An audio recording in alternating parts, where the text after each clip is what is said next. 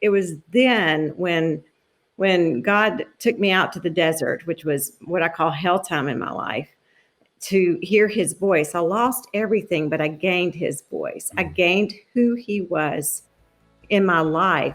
And then I was able to deal with a deeper trauma.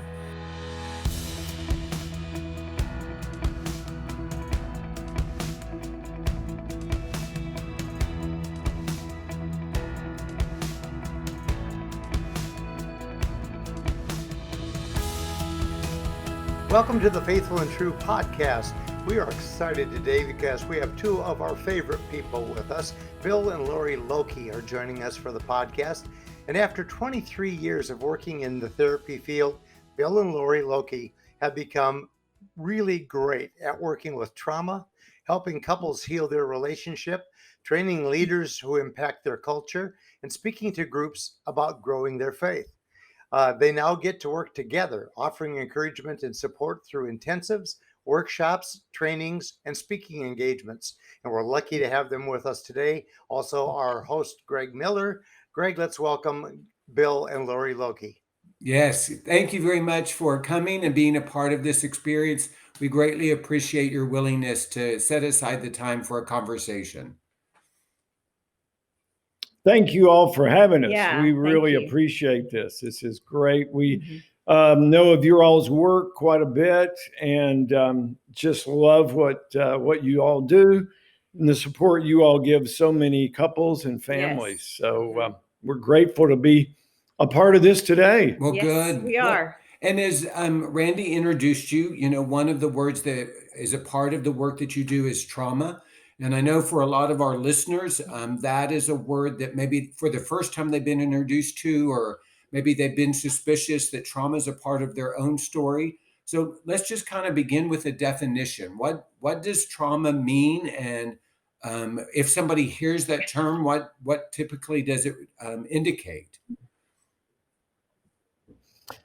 I think trauma, boy, it's been used so broadly that I think a lot of times it's gotten to where it's just kind of this buzzword.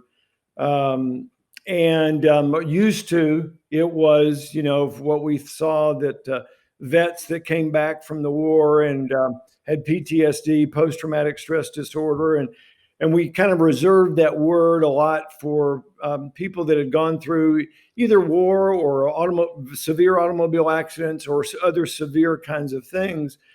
But we began to see more and more over the last few decades, I think, more and more people that, we became aware of it, I think, as in the therapy community, as people that were struggling and didn't understand why, but they were having PTSD type symptoms. Or DID.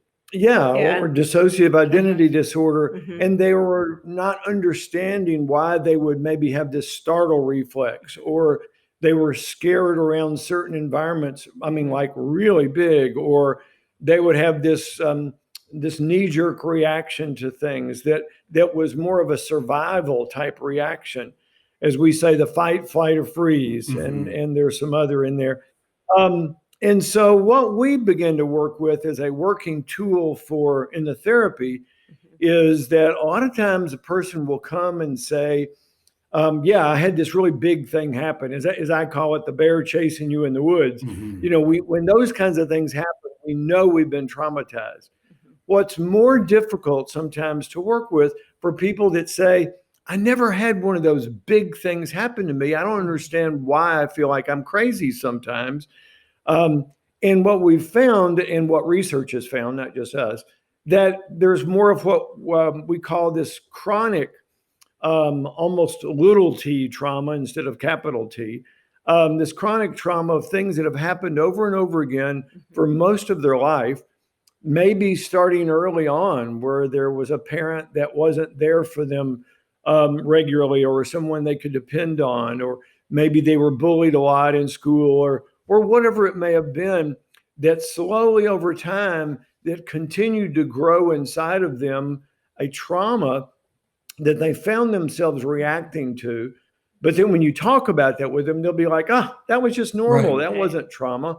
And yet still they're having the same kinds of PTSD type symptoms. Yeah, and I would take that a little bit further because for Bill, his trauma presented itself with PTSD, and mine was DID, more dissociative disorder. I just go somewhere else instead of staying present. And I always look at it as too much of something or not enough. Too much enmeshment from parents or from bullies are not enough. Neglect and abandonment. And so, and all of that can be on the spectrum, but we all develop these survival strategies off of too much of something or not enough. Places of being able to stay safe. And sometimes, a lot of times that comes in the form of addiction. Let me just numb out my pain and not have to feel these losses or the pain that I endured in my childhood. Yeah. So kind of what I hear is some trauma shows up in a profound experience, and some trauma shows up simply through an ongoing environment. And typically that ongoing environment may even be more difficult to identify because it was what was normal. It was what was expected. It was ongoing. And so I don't have this strong memory of something. And so there's almost a subtleness to the trauma that I'm experiencing. And they've normalized it. You normalize it because they survived. They don't have the bruises on their face or the experience of a war or a tornado. So they've normalized that maladaptive behavior. And also with that comes oftentimes less ability to trust because they've lived a long time with that. They feel like, well, that's just the way the world is, or that's the way people are. And so I'm not going to trust. And that makes it even more difficult sometimes to be able to really step into the healing work, because if they have depended upon an addiction or a medicator of some sort, it's kind of like, nope, I'm just going to do that. I'm just, because I know how to do that. I know how to hide it or try to keep that. I was introduced to this term that I hadn't heard before. It was an unconscious negativity bias. And when I first heard that, and I heard it because someone was reflecting that I have it, but it was this ongoing suspicion, that there's this, you enter into relationships, you enter into experiences, and it's unconscious, but there is this assumption or this suspicion that it's not going to go well. And so it kind of can manifest itself as not trusting. I'm not believing that people are going to be for you. And it makes perfect sense. If you were in an environment that wasn't safe, you would develop this suspicion that things aren't going to be safe or things aren't going to work out for you. And then if you do struggle with coping or addiction behavior, the addiction becomes the safe space because it's reliable, it's dependable. And the perception, though it's a lie, is that it's controllable. And that's what I would call a strategy. That was a strategy that sharing that you learned on how to survive in a way to keep your world safe. And it's not a conscious strategy. No, that's what's so helpful was that term unconscious. This is an operating system that I wasn't even necessarily aware of. When we work with couples, oh no, go ahead. It's just amazing. When we work with couples, it's amazing how they've normalized their patterns and they're not even aware that they're using survival strategies to protect, what I say their younger me's. And then they're at war with each other. Instead of coming alongside each other, they're at war with each other. We've talked about this idea, kind of different indicators that someone may be struggling with unresolved trauma. As you've worked with individual and couples, what are some of the indicators, the symptoms that someone could be aware of in their own lives that maybe there is some unresolved trauma that they need to address? I worked with a couple yesterday, and they've done so much. This was in my private practice, and they've done so much therapy. I had been working with the wife, invited the husband in, he comes in and is like, just give me the tools. And I'm like, I'll give you the tools. Here's the tools. But and as they were talking, he's like, well, what are we? He said, I've been doing this. What are we doing wrong? I'm like, you're missing each other's heart. You're in this place where you're trying to use the tools, but there's no foundation of safety and trust, because your tools still have a strategy of protecting that younger me that's been abandoned in your childhood. And she's trying to protect her younger me that was abused and bullied. And the two of those together, you have to understand and come alongside one another in those places of woundedness before you can use the tools. To be able to come alongside and say, hey, I'm with you in this place, instead of making the other person the enemy because of the enemy. Did I say it right? Mm-hmm. Enemy. Weird. By using that strategy, then it's being able to understand each other's ways of protecting their hearts. And Bill and I've had to do that a lot in our marriage. I'm like, man, you go through one marriage, but try number two, because now you've got all your childhood stuff that you thought was normal and all the stuff that happened in your first marriage, to be able to go, hey, are you with me or not? And being able to, do that, work with each other. We had to come into our marriage in a place of being able to go, are you going to reject me too? I mean, that was my question. And I think one of the things that, to give you an example of what you're talking about, for me, so many years of my life, not without even knowing it, mine was, instead of it being just an unconscious negative type of outlook, mine was this base of fear and shame of I cannot let someone really see my heart, because if they do, they're going to reject me. They're not going to be okay with who I really am. And so I would work really hard at being Superman, who was my hero, trying to do everything and do it really, really well.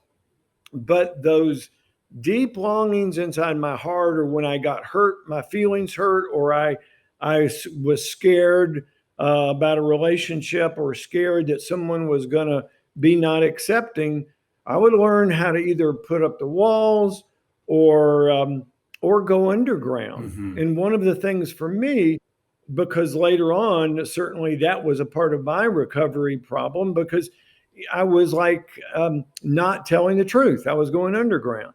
And so for me, part of my recovery work that was really important was looking not only at just saying, you're not telling the truth, because that's just a behavior thing. It was like, what is going on inside? What's the fear? What's the shame that you're trying to avoid? When I was able to begin to express that with a therapist who really said, I'm accepting you regardless, I was able to begin to step into that and then look at what I'm doing just to try to avoid the feeling of shame or the feeling of fear, being hurt. And as I was able to become honest with myself, then I was able to start being honest with other people. And so I would say that's another clue for people. If they're really struggling with being able to be honest with themselves or with others, then there may be something that is so strong inside, it could be related to trauma that's keeping them from being honest. Well, and something else that I heard you say is that if someone is aware that shame and fear are significant motivators, or that shame and fear are fairly present, that itself could be an indication that there was something that caused that fear and shame. And it could be an indicator that there's some trauma in their story. Right. Yeah. And it's not always a sign of trauma, but it oftentimes is.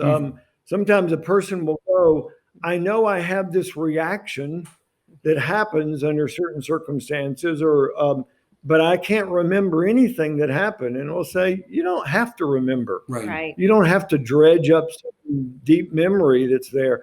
All we know is we can just start working on what the reaction is and what the feeling is. And then how do I finally step into, and this is a place that the words sound right, but it's a lot harder than it sounds. really stepping into trusting God Mm-hmm. and trusting that God is actually good, Mhm. rather than just going, I got to just survive. And one of the things that we have kind of slowly grown into is, I would say, one of our kind of specialties is helping people get out of that place of self-survival and trusting God, trusting the Holy Spirit to teach us how to love our spouse, love family members well, from a place of trust. Because boy, when we get into that fight, flight, or freeze reaction place, in that moment, it feels like there are no other choice than just to do that. Mm-hmm. And often we use this Oh no, go ahead.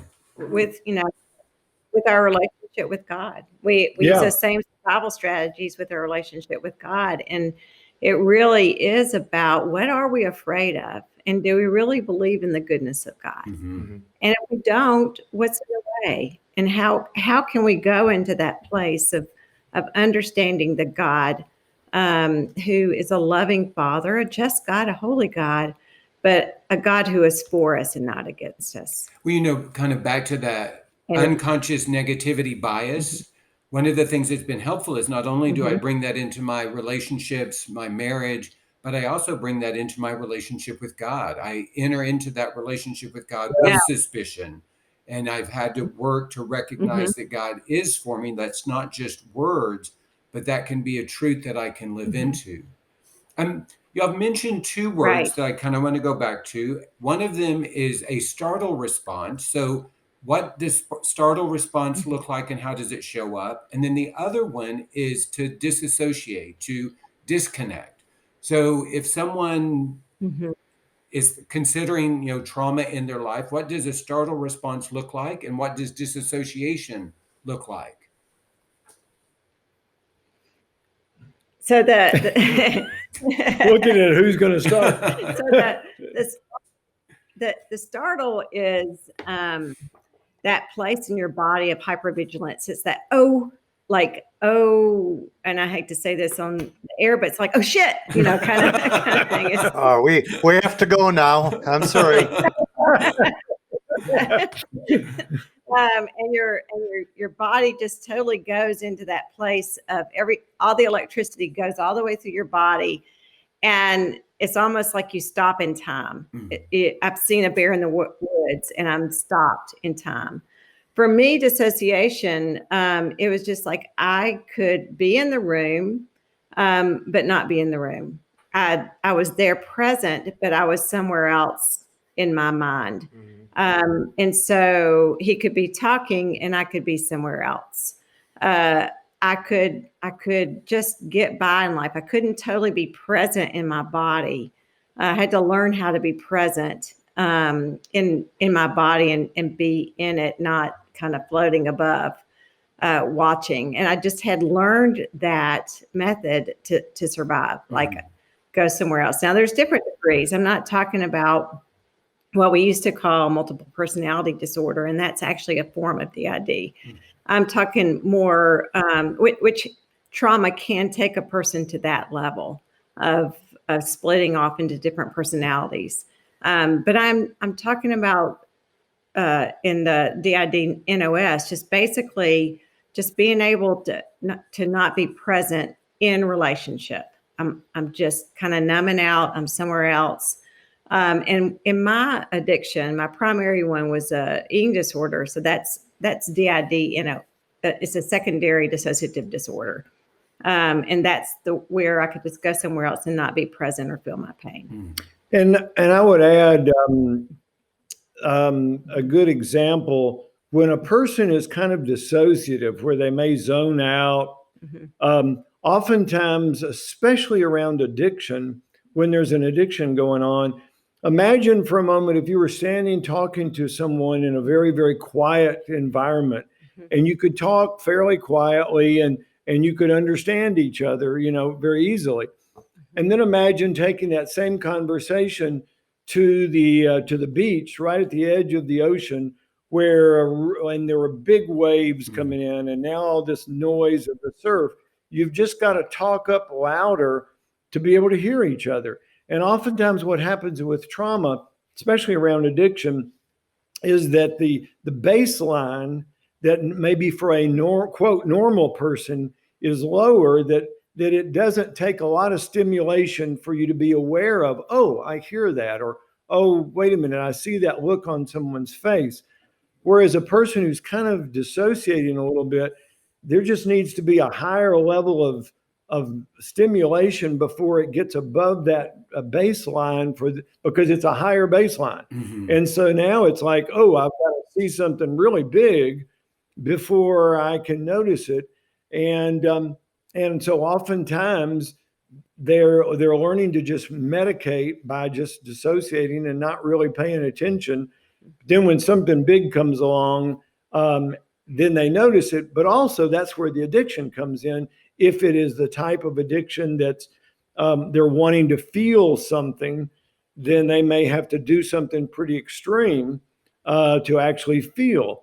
And so they're always looking for either the adrenaline or something that gets them up above that high baseline so that they can feel things in life. And that's one of the things that can happen outside of trauma. Mm-hmm. I often tell the story that prior to I began my own journey of recovery, Beth and I were having this conversation / argument. And Beth was saying to me, Greg, I need for you to be with me. I need for you to be with me. And prior to recovery, I had no concept of this idea of being. And a lot of times someone may be listening to the podcast. We're talking about being present. We're talking about disassociation. But the reality is it's so normalized in their life that they don't understand what it is to be present or to be absent, to be disassociative. And so one of the things I would encourage the listener that's kind of evaluating is their trauma, do I dissociate, is to listen to some of the voices in their lives. And maybe they are getting some invitations to show up. Maybe they're getting messages that it doesn't seem like you're with me, or I don't know where you go. And those may be some indicators for that person that they do have a way of exiting that they don't have language around yet, or they don't fully understand. Does that make sense? Yeah, absolutely. I had a friend many years ago. We were sitting out on a deck with a group of people, and I had gone and gotten a few people a glass of tea and some different things, and I would come back and sit down, and then within just a couple of minutes, I'd get up and go do something else. And finally, this one person who was a friend of mine said, you seem to have a real hard time just being present. And I remember at the time looking at him going, what are you talking about? I know how to be present. But after everybody left, I remember the next day kind of sitting there going, can I? And I found myself having the hardest time just to be still, to be quiet, to not listen to music or anything else, and to go, wow, just to be present with myself, which means then it's hard to be present with another person. I found like, what is going on inside of me? And that's where actually some of the very beginnings of some of my recovery work began, because I realized I was not comfortable just being. Well, and maybe for many of our listeners, busyness is their primary way of disassociating, because culturally we affirm busyness. Yes. We want to be productive. We want to be doers. We've kind of taken it to the next level. And that invitation from God to be still, be still and know that I am God, is that invitation to being present. And one of the things I often say is I cannot be present with others, or I cannot be present with God if I don't know how to be present with myself. And that internal desire to flee from ourselves constantly keeps us moving and keeps us from being able to be present with God and be present with others and ourselves. Would you? And that's in some of the work we do. I'm sorry? No, go ahead. Go ahead. The work that we do with couples is people, they'll come in and say, we want tools, we want to know communication methods. We're like, we'll get there. But until they can first drop in and see their own heart, to be there, but also to see their partner's heart, to see them once again for who they are, rather than putting all of these messages and blames on the other person. It's really wonderful when they finally begin to see their heart and to go. It's kind of like almost like, oh, there you are. I haven't seen you in a really long time. And then they can begin to do the communication tools and other tools that can help, because now they're actually being with the person.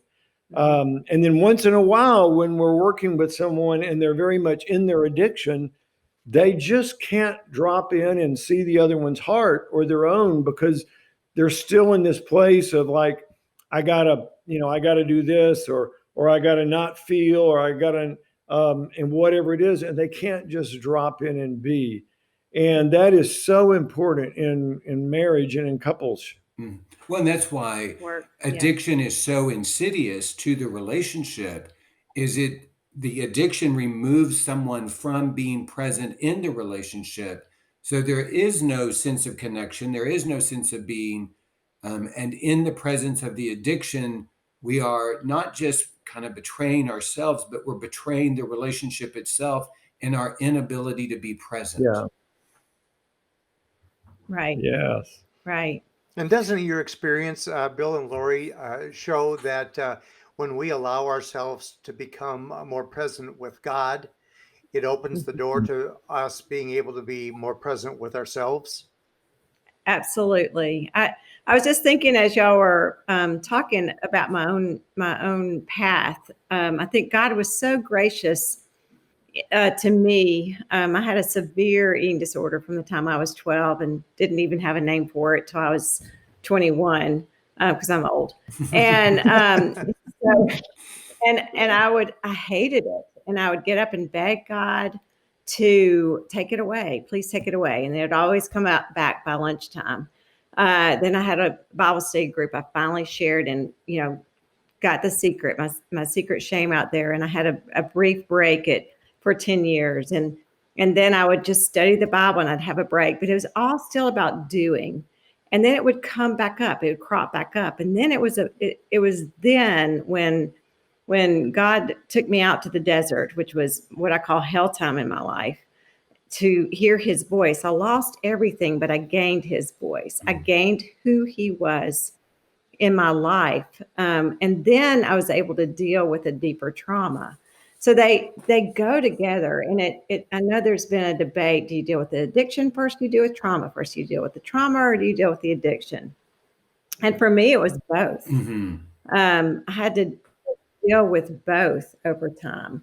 But I think the final freedom was when I was able to go into the pain and the losses that I've had in my life through trauma. And tell them what the verse in Hosea that you heard at the time of the desert. Hosea 2:14. I'm going to take you out to the desert, and I'm going to speak tenderly to you, and you're going to learn and hear my voice. And literally, that's what he did. He took me out to the desert, and I would have my cry out prayers, and I would shake my fist, and he would say, "Are you done?" And I'd be like, "Yeah." Well, lay your head on my shoulder and sleep with me tonight. Like, in other words, it was a sweet, intimate relationship of being able to learn the why in my life, because I never wanted a divorce. And then moving into the what now, which is, okay, God, here we go. And then finally, why not me? Why not me suffer for the kingdom of God? Why not me? Because I so believe in your goodness, and I entrust my life to you. We often use the imagery of... We really... Go ahead, Greg. I was just saying, we often use the imagery of Lamentations, where the first section of Lamentation is this crying out to God, this basically letting God know you're disappointed, letting God know that you're hurt, letting God know that God's really not being a very good God. But then there's this beautiful transition of, and yet I will trust you. And yet I will trust you is what opens us up to that being with God in a new way. Right.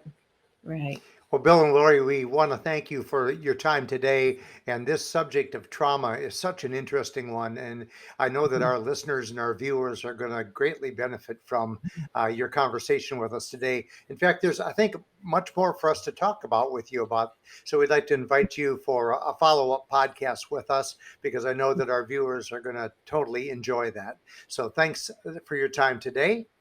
Thank You're you. welcome. Thanks for having us. Absolutely. And for our viewers, we'd like to invite you to look for a follow-up podcast with Laurie and Bill that we'll have coming in the next week or two. In the meantime, if you're a man out there struggling with sexual addiction or sexual purity issues, we invite you to visit our website, faithfulandtrue.com, where you'll find the information about our Men's Journey workshop, which we offer every month for men struggling with these issues. On a quarterly basis, we also offer workshops for their spouses or their partners, and we also do our couples journey workshop 3 times a year. So all that information, all those opportunities are there for you to experience at faithfulandtrue.com. In the meantime, we thank you again. We hope that this week for you will be a week that's filled with many blessings and great vision.